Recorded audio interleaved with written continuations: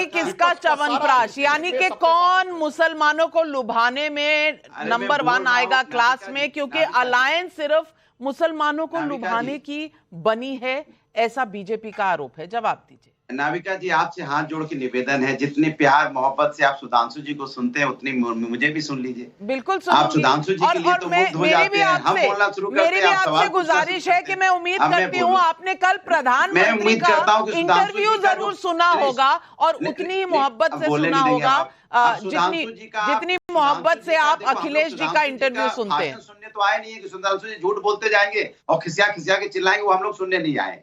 हम जनता की बात करने आए, जो उन्होंने अभी तक की नहीं। एक बार भी अपने भाषण में एक बार भी जनता की बात नहीं की कि जनता की बात कर लेते। अरे जनता आपसे सीधा सीधा सवाल कर रही है, आप क्या करते? था गे गाँव था में जीते है में जिया करो। जनता आपसे पूछ रही है कि भैया हम लोग बहुत परेशान है महंगाई बेरोजगारी से, इसी पे जनता वोट मांग रही है। तो आप क्या बोलोगे? बताओ बताओ बताओ बताओ बताओ यहाँ पे जीडीपी क्या है, बताओ बताओ महंगाई दर क्या है। अरे भैया, जब आदमी खरीदने जाता है ना दूध, 35 रुपए का जो लीटर मिलता था 70 रुपए मिलता है, वो महंगाई दर नहीं पूछता आपके दुकानदार। और जब आप जाते हो दाल खरीदने तो 60 रुपए बिकती थी, वो 180 200 रुपए बिकती है, वो महंगाई दर नहीं पूछता है। जब आप डीजल पेट्रोल लेने जाते हो जो 65 रुपए का मिलता था वो 100 के पार मिलता है, वो महंगाई दर नहीं पूछता। आप आम आदमी का दर्द कब समझेंगे प्रभु? आप धन्ना सेठों का दर्द तो समझते हैं, लेकिन आम जनता से आपको कोई लेना देना नहीं। इसलिए मैं आपसे कहना चाहता हूं, इसलिए आपको तीसरे चरण में हार के कगार पे खड़े हो तो आप किस पे ले? पाकिस्तान का भी ले आते हो। अरे भैया, हम सब हिंदू हैं, हम सब हिंदुस्तानी हैं, हिंदू मुस्लिम सिख ईसाई सब यहाँ पे हिंदुस्तानी है, और हिंदुस्तानी एक साथ है यहाँ पे।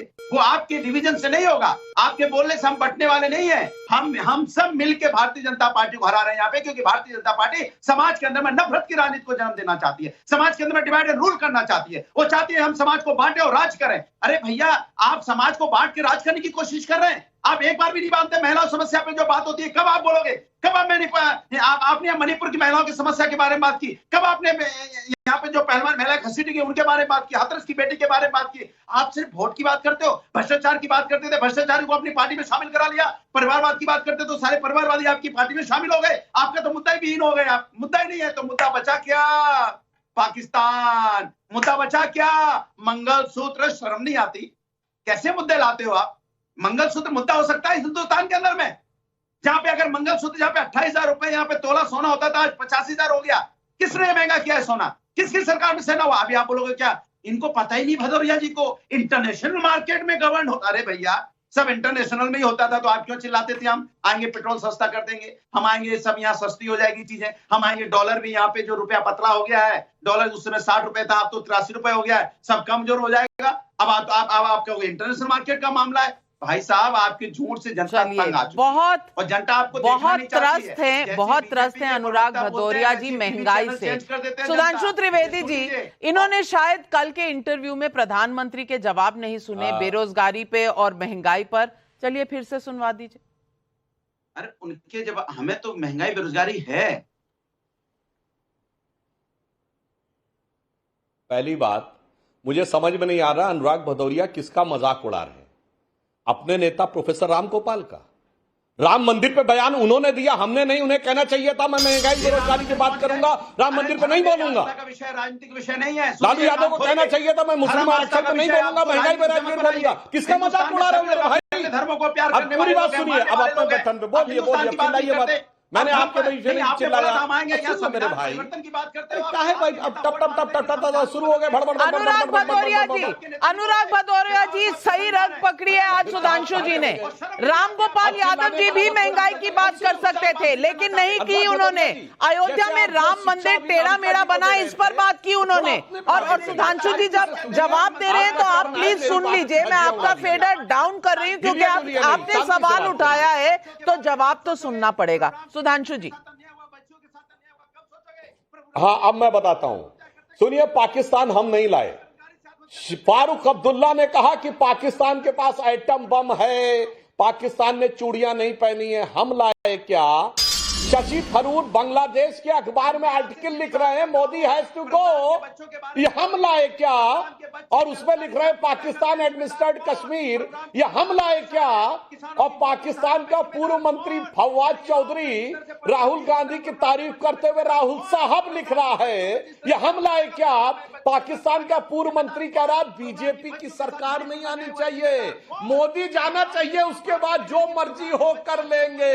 यही तो आप बोल रहे हैं, यही हम बोल रहे हैं। और अनुराग भदौरिया जी भड़बड़ मत करिए, अब महंगाई पे बात करिए, हिलिए डुलिए नहीं, शांति से। मैं दर्शकों से कहता है इन्होंने पेट्रोल के बारे में क्या बोला कि 65 से 97 रुपए है, आज पेट्रोल 97 रुपए है, जब हम आए थे तब 69 रुपए था 2014 में।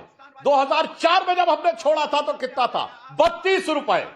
और 2014 में आप कितने पे लाए? 69 पे, 220% बढ़ा के लाए। आज 69 से 97 है, 60% बढ़ा है। किसके जमाने में महंगाई ज्यादा बढ़ी?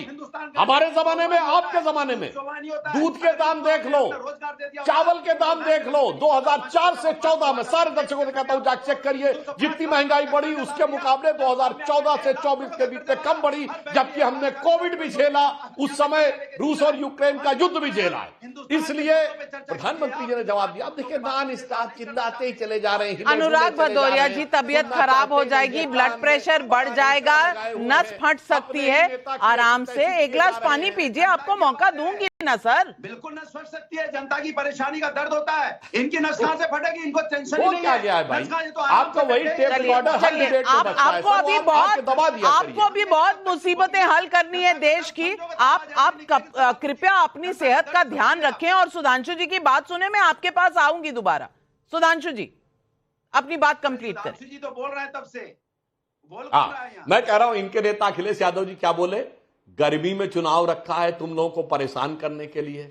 भाई साहब, चंद मिनट की गर्मी इनको नहीं अब बर्दाश्त होती है। वो पार्टी थी जिसका कभी नारा था बोल मजूरा हल्ला बोल, बोल किसानों हल्ला बोल। मजदूर किसान की पार्टी आज ये बात करने लगी। सोचिए कि ये लोग कहां से कहां आ गए हैं। अंत में मैं बहुत स्पष्ट बात कहना चाहता हूं, आज आप ये बात बोल के जाइए। वैसे तो आपकी ख्वाबों ख्यालों में जो सरकार है वो कभी आने वाली नहीं है, मगर जैसे आप रिलीजियस प्लेसेस और वर्शिप एक्ट लाके आपने सारे मंदिरों की संभावना समाप्त कर दी थी। आप राम मंदिर बेकार है का अर्थ क्या था जो प्रोफेसर राम गोपाल ने बोला? गाजियाबाद का हज हाउस अच्छा था, राम मंदिर बेकार है। आगरा का मुगल गार्डन अच्छा था, राम मंदिर बेकार है। पूरे उत्तर प्रदेश के जिलों में बने कब्रिस्तान अच्छे थे, राम मंदिर बेकार है। काहे बोला था भाई? कर रहे होते, आपको पता है जनता ने आपको नकार दिया। तीसरे चरण में आज साफ हो चुके, आपकी पार्टी सपा चट है। आपने कौन सा चिप लगाया है? आप ईवीएम ले आए हैं क्या? आपको कैसे पता चल गया? नहीं, एक मिनट अनुराग भदौरिया जी, आप कहें कि हमें सब कुछ पता है, बीजेपी साफ हो चुकी है, तो ईवीएम पे सवाल नहीं उठना चाहिए। कोई और कुछ कह दे तो आप लोग एकदम नोचने को तैयार हो जाते हो। खैर, आपकी मर्जी। लेकिन तौसीफ खान जी हमारे साथ है, तृणमूल कांग्रेस को सपोर्ट करते हैं। तौसीफ खान भाई, अब बहुत तानाशाह, बहुत हिटलर कहा आपने प्रधानमंत्री नरेंद्र मोदी को। मुझे तो आज ये बता दीजिए, और इस बात पर सवाल भी पूछा हमने प्रधानमंत्री से, और मीम के द्वारा कल ये तय ही हो गया कौन हिटलर है कौन तानाशाह है, क्योंकि सेम मीम ममता जी का आया, सेम मीम प्रधानमंत्री का आया। प्रधानमंत्री जी ने टैग करके कह दिया कि बड़ा ह्यूमरस है, लोग ठहाके ले रहे हैं, अच्छी बात है, चुनाव में ऐसा रिलीफ, ह्यूमर रिलीफ अच्छा लगता है। और वहां ममता जी की पुलिस ने वार्निंग लेटर दे दी। तानाशाह है कौन?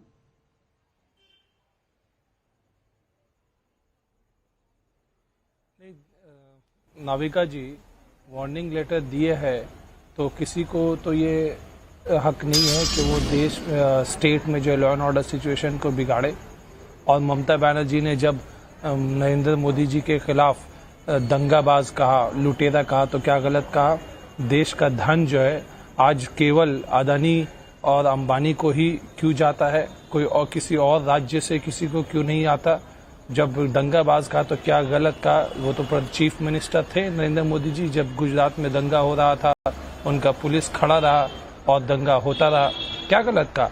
आज नौबत देश में ये है कि बेरोजगारी का जवाब नहीं है नरेंद्र मोदी जी के पास।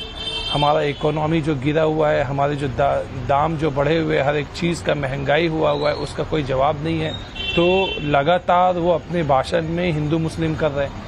अभी उन्होंने इंटरव्यू दे दिया आपके ही चैनल में, नाविका जी आपको बहुत अच्छे से मालूम है उन्होंने क्या किया। उन्होंने कहा कि भाई अगर कांग्रेस को वोट दोगे तो तुम्हारे बच्चों का जो है भविष्य को खराब कर रहे हो। ये तो एक तरह का थ्रेट दे दिया नरेंद्र मोदी जी ने। और क्यों थ्रेट दिया ऐसा? भाई he is playing to the gallery. अपने वोट बैंक को वो प्लीज कर रहे हैं। ये अपीजमेंट की पॉलिटिक्स नरेंद्र मोदी जी कर रहे हैं। अपने वोट बैंक को प्लीज नहीं करते, बातें बोलने आप अपने वोट बैंक को खुश नहीं करते। वोट बैंक को वो जो उन्हें वोट पड़ेगी, नहीं, आप अपने वोट बैंक को खुश नहीं करते। ममता दीदी अपने वोट बैंक के लिए कुछ नहीं करती। तृणमूल बिल्कुल करती है। उन्होंने महिलाओं के लिए लक्ष्मी भंडार खोल के रखा है, महिलाओं को घर घर उन्होंने साइकिल पहुंचाया है, बहुत सारे गवर्नमेंट के वेलफेयर स्कीम किया उन्होंने। वोट बैंक ममता बनर्जी का जो सबसे बड़ा वोट बैंक है वो महिला वोट बैंक है बंगाल के अंदर में, क्योंकि एक महिला मुख्यमंत्री के नाते बंगाल की हर एक महिला, चाहे वो किसी भी पार्टी का झंडा पकड़े, लेकिन वो वोट देती है जाकर के ममता बनर्जी को।